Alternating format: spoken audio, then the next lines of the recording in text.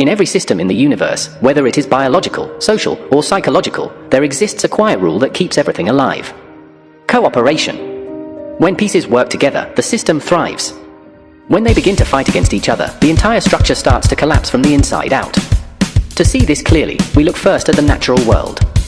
Inside the human body, trillions of cells carry out specialized tasks. They live by strict laws.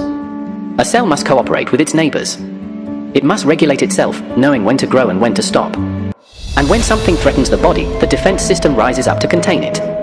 But when a cell forgets the rules, when it begins to act in its own selfish interest, growing wildly and refusing to listen to anything around it, the body faces its greatest enemy.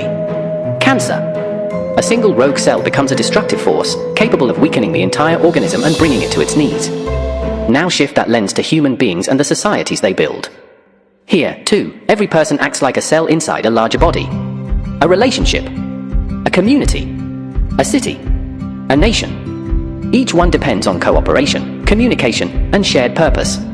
But just like a cell can become cancerous, a person can become destructive.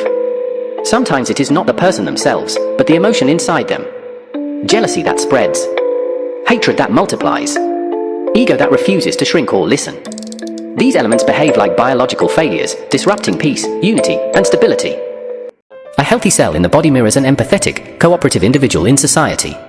Both help the environment around them thrive. A cancerous cell resembles a selfish or destructive personality that poisons the space it occupies. External hardships and misinformation operate like bacterial infections, putting pressure on the system from the outside. And every community has an immune response in the form of conflict resolution, justice systems, accountability, and healing. The analogy is powerful. The clashes we see between people often come from a kind of social self-interest that grows despite the damage it causes.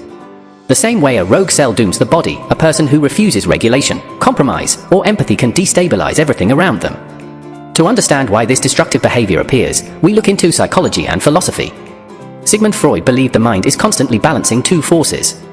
The ID, the primitive and selfish part of us that demands gratification without thinking of consequences. And the superego, the internal rule book shaped by morality and society. When the ID dominates, a person behaves like a cancer cell, serving itself at the expense of everyone else. When the superego is weak or ignored, self-regulation disappears, and conflict becomes inevitable.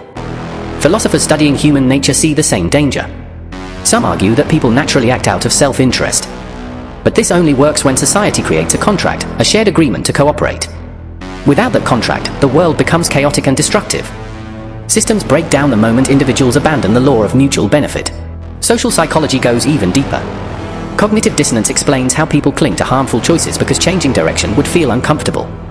Confirmation bias shows how individuals look only for evidence that supports their existing beliefs, even when those beliefs fuel conflict. The result is a loop of tension, misunderstanding, and escalation. In the end, the biology and the psychology tell the same story. Destruction happens when a part of the system stops caring about the whole. Healing happens when the pieces remember their connection, regulate themselves, and choose cooperation over chaos.